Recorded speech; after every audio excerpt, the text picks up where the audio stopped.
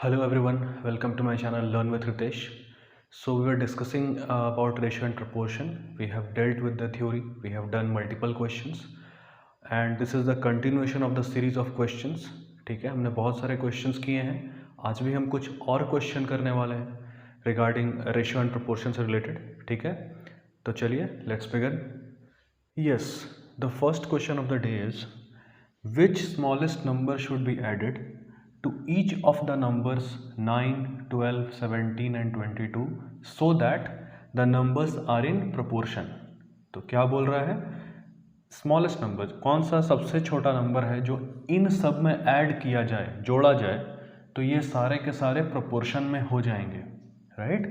तो एक बार चेक कीजिए, 9/12 इज इक्वल टू 17/22, ये इक्वल है क्या? They are not equal, right. 17 is a prime number, ये कैंसिल नहीं होगा, ये कैंसिल नहीं होगा और ये कैंसिल होके 17 नहीं आ सकता है, यानी ये इक्वल नहीं है। As they are not equal means ये प्रोपोर्शन में नहीं है। तो इन सब में ऐसा कौन सा नंबर है जिसको हम अगर जोड़ देंगे तो प्रोपोर्शन में आ जाएगा, ठीक है। वही नंबर निकालने के लिए बोल रहा है। तो इसको हम दो मेथड से बना सकते हैं। First of all will talk about method 1, right. कौन कौन से नंबर हैं? ये सारे नंबर हैं। सपोज करते हैं let the number to be added is x, ठीक है। तो सब में ऐड करना है तो कैसे हो जाएगा, 9 plus x divided by 12 plus x, this is equal to 17 plus x by 22 plus x, right. अब यहाँ पे अगर आप क्रॉस मल्टीप्लाई करते हैं, यहाँ पे सॉल्व करना, इसको, इस इक्वेशन को कैसे सॉल्व करना है, यही सबसे इम्पॉर्टेंट है, राइट। अगर आप क्रॉस मल्टीप्लाई करेंगे तो स्क्वायर आएगा, एक्स स्क्वायर का टर्म आएगा जिसको सॉल्व करना आसान नहीं होगा। तो ऐसा क्या करें कि स्क्वायर का टर्म ना आए, ठीक है। तो इसलिए क्योंकि x ऊपर नीचे दोनों हैं, तो best way to solve is apply componendo and dividendo, एक साथ अप्लाई कर दीजिए, ठीक है। देखिए क्या असर होता है, क्योंकि हमें एक x लाना है ना, एक x लेके आना है। अभी अगर हम मल्टीप्लाई करेंगे तो एक्स स्क्वायर का टर्म आएगा, स्क्वायर आएगा, तो कुछ भी करके एक x कैंसिल कर देते हैं। The best way is componendo and dividendo एक साथ लगाइए। देखिए कॉम्पोनेंट डिविडेंडो क्या होता है, जैसे कि a/b is equal to c/d है। यहाँ पे a ये है, b ये है, c ये है, d ये है, ठीक है। तो क्या होता है, a plus B by a minus B is equal to c plus D by c minus D, right. कहने का मतलब ऊपर में हमेशा प्लस होगा, 9 plus x plus 12 plus x, नीचे में हमेशा माइनस होगा, 9 plus x minus 12 minus x. Same logic, 17 plus x plus 22 plus x divided by 17 plus x minus 22 minus x, ठीक है। Cancel, 21 plus 2x divided by -3, this is equal to 22 plus 17, 22 plus 20, 39, 39, 22 plus 20, 42, minus 3, 39, 39 plus 2x divided by -5, minus minus cancel. देख रहे हैं क्या फ़ायदा हुआ, अब एक ही x का टर्म है, आराम से सॉल्व होगा।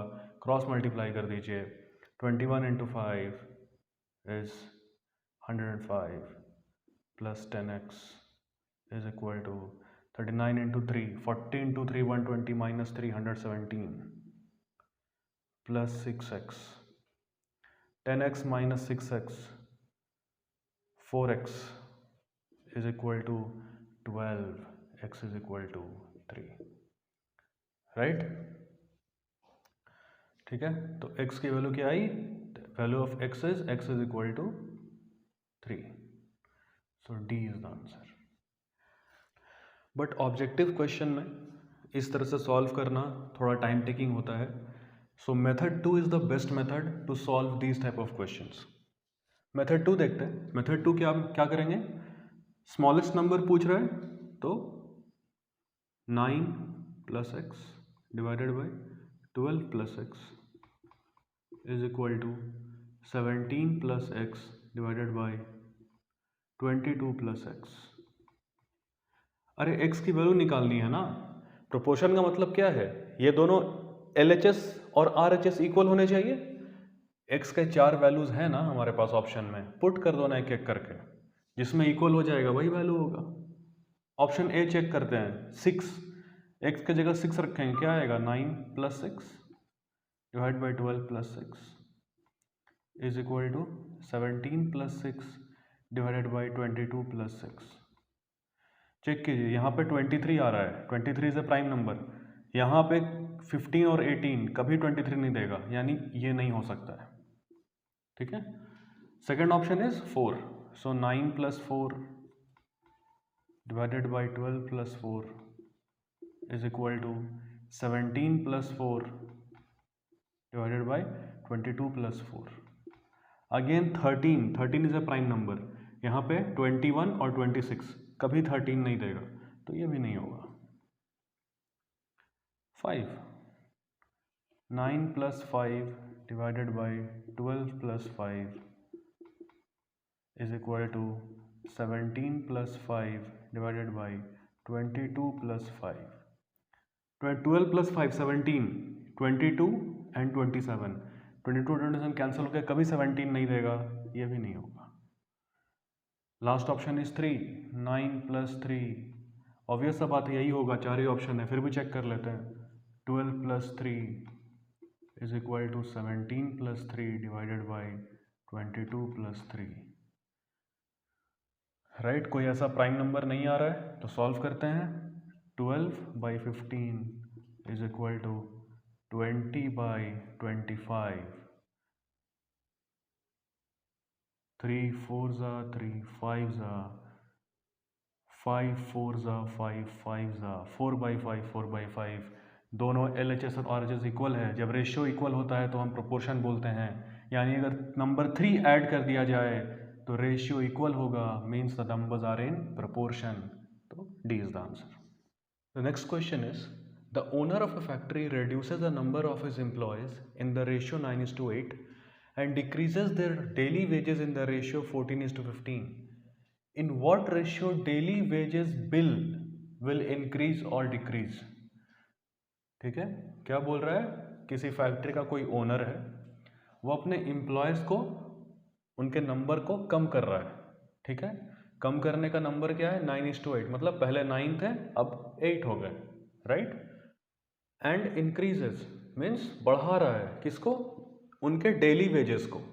मतलब उनको वो डेली पेमेंट करता है, पेमेंट को बढ़ा दे रहा है. उनके नंबर को कम कर रहा है और पेमेंट को इंक्रीज कर रहा है, बढ़ा रहा है. तो डेली वेजेस बिल घटेगा या बढ़ेगा? और अगर घट रहा है तो किस रेशियो में घट रहा है, बढ़ रहा है तो किस रेशियो में बढ़ रहा है.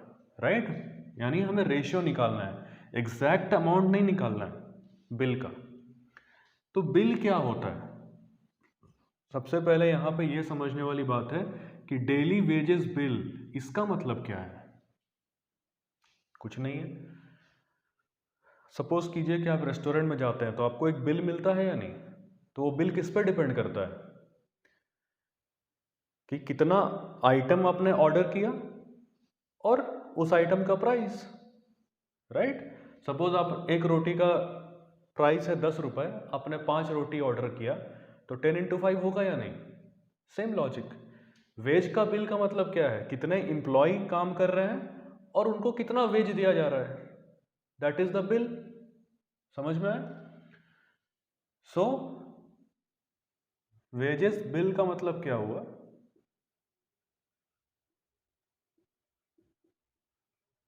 वेजेस बिल का मतलब क्या हुआ? वेज या wages multiplied by number of employees.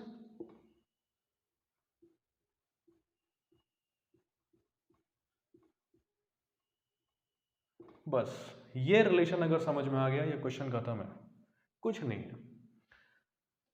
Number को क्या कर रहा है, घटा रहा है, यानी पहले 9 था अब 8 हो गया, राइट।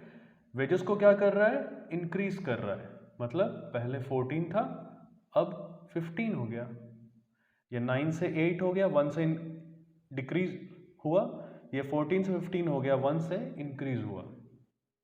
दोनों को मल्टीप्लाई करेंगे तो वेजेस बिल आएगा। पहले वेजेस बिल 14 इंटू 9 था, अभी वेजेस बिल 15 इंटू 8 है। रेशियो निकालने बोल रहा है, डिवाइड कर देंगे, कट करेंगे, 3 3 ज़ा 3 5 ज़ा, राइट, 2 7 ज़ा 2 4 ज़ा, और कट नहीं होगा, 21/20, 21:20 is the answer. This is the answer. ठीक है, कोई समस्या नहीं आनी चाहिए, कोई प्रॉब्लम नहीं होना चाहिए। बस क्या हमें ध्यान में रखना है, डेली वेजेस बिल क्या होता है। बिल, वेज का बिल चाहिए, खाने का बिल मतलब क्या, कितना एक क्वांटिटी का प्राइस है और number of quantities, same logic, wages कितना है और नंबर ऑफ एम्प्लॉयज, दोनों को मल्टीप्लाई कर देंगे तो वेज का बिल आएगा। हाँ, next question is, a person whose monthly income is rupees 363 spends an amount equal to his 3 months income in 4 months. After 1 year, he distributes his savings among his 3 sons in such a way that the share of the eldest son is double the share of his second son and 3 times the share of his third son. Find the share of the youngest son. क्या बोल रहा है, कोई व्यक्ति है जिसका monthly income पर हर महीने का इनकम कितना है, 363, ठीक है, और वो स्पेंड कर रहा है, स्पेंड मतलब खर्च कर रहा है, खर्च कर रहा है मतलब 3 महीने का इनकम जितना उसका होता है उतना वो खर्च करता है 4 महीने में। मतलब 4 महीने में इनकम कितना हुआ, 4 मंथ्स में इनकम कितना होगा, 4 इंटू 363, राइट। एक्सपेंडिचर कितना है, 3 इंटू 363, तो सेविंग कितना होगा, income minus expenditure, that is 363। समझ में आया। यहां भी देख सकते हैं, 4 महीने का इनकम आया, 3 महीने का खर्च कर दिया, तो बचा 1 महीने का ना, 1 महीने का इनकम कितना है, 363, this is saving, right. After 1 year, 1 साल खत्म होने के बाद क्या हुआ, he distributes his savings among his 3 sons. आप मुझे बताइए, 4 महीने में सेविंग 363 होता है, तो पूरे साल में कितना होगा, पहले बताइए, पूरे साल में कितने 4 महीने होंगे, 3, यानी कि 363 into 3, this is the saving, right. Multiply मत कीजिए क्योंकि ये फाइनल आंसर नहीं है, सिंप्लीफाई होगा। This is the saving, right. ये जो सेविंग है रुपीज में है, इसको वो बांट रहा है, किस में बांट रहा है, अपने 3 बेटों में। अगर इक्वली बांटता, अगर इक्वली डिवाइड करता तो 1:1:1 में होता, राइट। बट इक्वली डिवाइड नहीं कर रहा है, कैसे डिवाइड कर रहा है, share of the eldest son is double the share of his second son, ठीक है, जो सबसे बड़ा बेटा है उसका शेयर बीच वाले बेटे के दुगना है, ठीक है। लेट सपोज मान लेते हैं कि पहले बेटे को 1 मिला, तो बीच वाले को इसका आधा मिलेगा, मीन्स 1/2, तभी तो ये इसका डबल होगा, बीच वाले का डबल, अगर ये 1 है तो ये 1/2। उसके बाद 3 times the share of his third son, तो इसको अगर 1 मिल रहा है तो थर्ड वाले को 1/3 मिलेगा, तभी तो 3 टाइम्स होगा, right. So this is the ratio, इस रेशियो में वो बांट रहा है, किसको, सेविंग को बांट रहा है, राइट। तो इसको सिंप्लीफाई करते हैं, फ्रैक्शन है, फ्रैक्शन हटाते हैं, हटाने का तरीका क्या है, एलसीएम लेना, 2 और 3 का एलसीएम क्या है, 6, तो 6 से मल्टीप्लाई कीजिए, क्या आ जाएगा, 6:1/2 इंटू 6 मल्टीप्लाई कर रहे हैं हर जगह, 6:3:2, दिस इज द रेशियो, ठीक है। ये तो रेशियो है, इसका सम कितना है, 6 3 9 2 11, और ये किसके बराबर है, नॉट बराबर, किसके इक्विवेलेंट है, किसके समतुल्य है, 363 इंटू 3, राइट। सो 11 इतना है, 1 कितना होगा,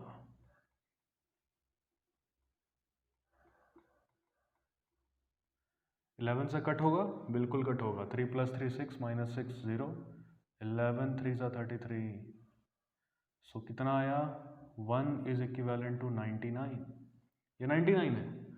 हमें क्या निकालना है, share of the youngest son, सबसे छोटा लड़का। तो 1 अगर इतना है तो 2 कितना है, तो छोटे लड़के का शेयर कितना है, 2, तो 2 is equivalent to 99 into 2, 100 into 2, 200, 198।